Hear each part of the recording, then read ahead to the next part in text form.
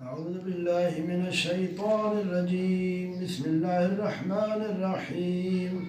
أو من كان ميتا فأحييناه وجعلنا له نورا يمشي به في الناس كمن مثله في الظلمات ليس بخارج منها كذلك زين للكافرين ما كانوا يعملون.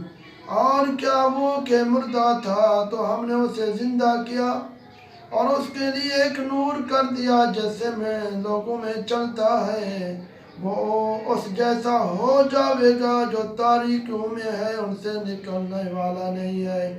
یوں ہی کافروں کی آنکھ میں ان کے اعمال بھلے کر دیے گئے۔ اللہ تبارک و تعالی جل شانہ عما نوالہ فرما رہے ہیں، غور تو کرو کہ وہ بندہ جو پہلے دل کا مردہ تھا یعنی کافر تھا، اسے ہم نے زندگی بخشی کہ ایمان کی توفیق دے دی، ایمان کی توفیق دے دی۔ ایمان دل کی جان کی زندگی ہے، اس کے علاوہ ہم نے اسے بیرون نور یعنی قرآن مجید یا اپنے محبوب کا عشق بھی عطا فرما دیا۔ اب وہ اس نور کو لیے ہوئے لوگوں میں چلتا ہے، جہاں سے گزرتا ہے اجالا کر دیتا ہے، جیسے گیس والا آدمی گلی کوچوں کو منور کرتا ہوا چلتا ہے۔ ایسا خوش نصیب بندہ کیا اس بد نصیب کی طرح ہو سکتا ہے جس کی حالت یہ ہے کہ وہ ایک دو نہیں بہت سی اندھیریوں میں گرفتار ہے۔ میرے عزیز، ہوائے نفس انسان کی روحانی موت ہے اور محبت حق روحانی زندگی، رب سے بے تعلق کی روحانی موت ہے، معرفت الہی روحانی زندگی۔ حیات دو قسم کی ہے، حیات معرفت، حیات بشریت۔ بشری زندگی والا اپنے جسم کی قبر میں مدفون مردہ ہے جس کے لیے فنا ہے، کل نفس ذائقۃ الموت۔ حیات معرفت والا دائمی زندہ ہے جس کے لیے فنا نہیں۔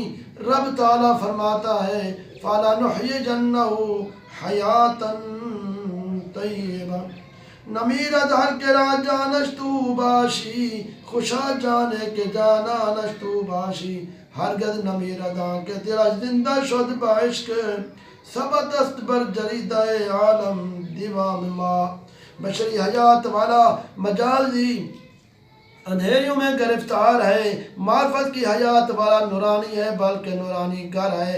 اس معرفت کی زندگی والے کی تین نشانیاں ہیں: خلق سے علیحدگی، حق کی طرف دعوت، زبان کا ذکر میں تر رہنا۔ اس آیت کریمہ میں اسی زندگی کی دعوت کی تفصیل ہے۔ غرض کی زندگی بہت قسم کی ہے، اس کے مقابل موت کی بہت قسمی ہے۔ جسم کی زندگی ایمان سے ہے، جان کی زندگی ایمان سے، ایمان کی زندگی حضور محمد مصطفیٰ صلی اللہ علیہ وسلم کے دامان سے ہے۔ اگر دل و دماغ زندہ نہ ہو تو جسم کی زندگی بیکار ہے بلکہ وبال ہے۔ زندہ دل دوسروں کو بھی زندگی بخش دیتا ہے، اس لیے فرمایا یمشی بہی فی الناس۔ اللہ تعالیٰ اس کال کو حال بنا دے، کبھی ان زندگیوں کی لذت ہمیں بھی چکھا دے۔ صوفیہ فرماتے ہیں کہ جیسے رب نے آنکھ میں نور دیا ہے جس کے ذریعے انسان راستہ کے خار غار وغیرہ دیکھ کر بخوبی چل سکتا ہے، اس نور کو بصارت کہتے ہیں۔ ایسی رب نے مومن کے دل میں ایک نور بخشا ہے جس سے مومن راہ خدا کے خار و غار وغیرہ دیکھتا ہے اور بخیریت وہ سفر طے کرتا ہے۔ اسے عرفان یا بصیرت کہا جاتا ہے۔ یہ نور حضرت صدیق اکبر کو پیدائشی دیا گیا کہ آپ عارف باللہ ہوئے، اسلام سے پہلے بھی کبھی کوئی ایسا کام نہیں کیا جو شرعاً آئندہ حرام ہونے والا تھا۔ چنانچہ آپ کبھی شراب، زنا، جوا، جھوٹ، غیبت، چغل خوری وغیرہ کے پاس نہ گئے، اور حضرت عمر کو حضور کی انور کی بارگاہ میں پہنچا کر ایمان دے کر عطا ہوا۔ اس لیے ارشاد ہوا جعلنا لہ نوراً، اس نور سے اولاً اتباع رسول نصیب ہوتی ہے، پھر اتباع کے ساتھ عشق رسول بلکہ فنا فی الرسول کا درجہ وغیرہ عطا ہوتا ہے۔ جب لوہے کو کچھ بنانا ہو تو اسے آگ سے نرم کرتے ہیں، پھر ہتھوڑے وغیرہ سے توڑ موڑ کر پرزے وغیرہ بناتے ہیں۔ جب رب کسی بندے کو کچھ بنانا چاہتا ہے تو اس کے دل کو خوف خدا عشق مصطفیٰ سے نرم کرتا ہے، اتباع ریاضات عبادات کے ہتھوڑوں سے اسے درست فرماتا ہے۔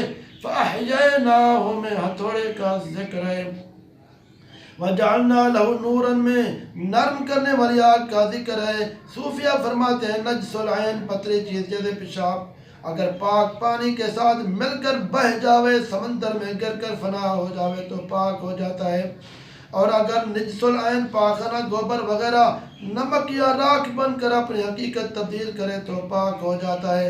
کوئلہ صابن پانی سے سفید نہیں ہو سکتا، ہاں وہ اگر آگ میں رکھ دیا جاوے تو سرخ ہو جاتا ہے۔ یوں ہی ہم جیسے گناہگار ان پر نور ابرار کے ساتھ مل کر بہ جاویں یا ان میں فنا ہو جاویں تو انشاءاللہ ہم بھی نور بن جاویں۔ تجھ میں ایسا سما جاؤں کہ میں ہی نہ رہوں، مجھ میں تو ایسا سما جائے کہ تو ہی تو ہو جائے۔ اس لیے فرماتے ہیں اللہ تعالی ہمیں نور بصیرت، نور بصارت عطا فرمائے۔